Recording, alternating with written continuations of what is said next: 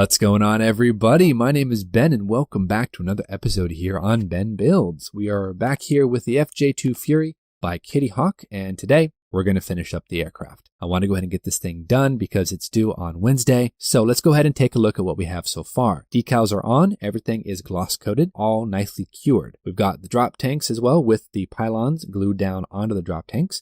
There's no locating pins on these, so that's going to be a little troublesome to get glued on. I'll just use some super glue though, and I'll figure out how to do that.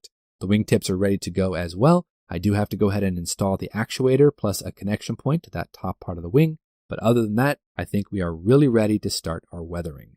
Now, in terms of weathering, I don't really know what to do. I've got some panelline accent. I've seen people do that, and it works pretty well. So I'm going to try that off camera, see if it works. If I like it, I'm going to go with it.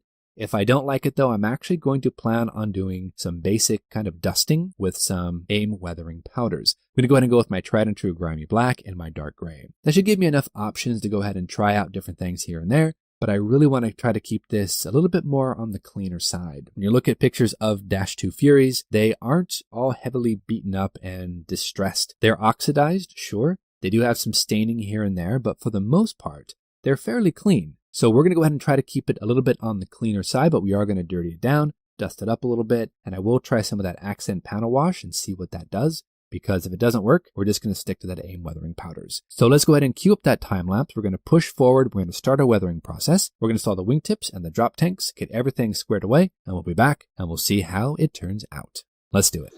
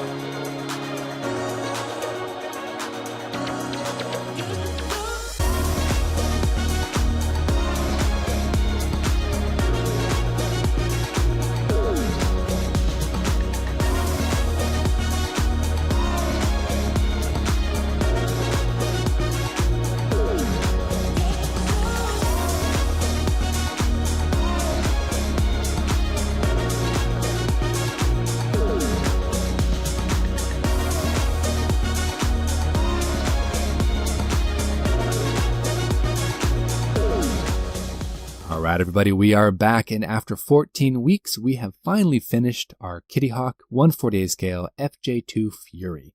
We are done, finally. And I got to tell you, the last half of this build series, this aircraft fought me almost every turn, including the weathering process, which I'll get into in a little bit, though. Let me go ahead and bring it out, and hopefully you guys dig it. I really honestly think this is one of the best natural metal finishes I have ever done. Not that I've done a lot of them, but this is definitely at the top of the list so far. Is it perfect? Absolutely not. There's a lot of things that I could have done differently, a lot of things I've learned for my next natural metal project, but overall, not too bad. I have some issues, of course, with the kit, as I'm sure you have seen me kind of go through all the trials and tribulations. So let's go ahead and talk a little bit about them. Honestly, I am happy with the end results. So that's a good sign. Now zooming in a little bit more here so you can see some of the detail, you'll notice I did keep it pretty clean. I didn't go too crazy with the weathering because most of the photos I've seen of the -2s, the metal's oxidized, but it's not really beat up. It's actually pretty clean. So I wanted to keep that on the cleaner side, but I did want to give it a little bit of character. So again, I used AIM weathering powder. I used grimy black and dark gray.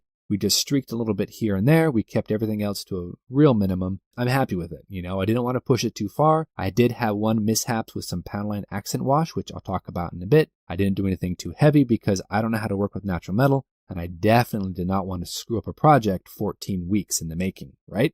So let's go ahead and talk a little bit now, though, about what I don't like on this kit. And there's a couple of things I want to go ahead and point out. Now, first off, let me say that Kitty Hawk gives you a ton of detail, and I love that.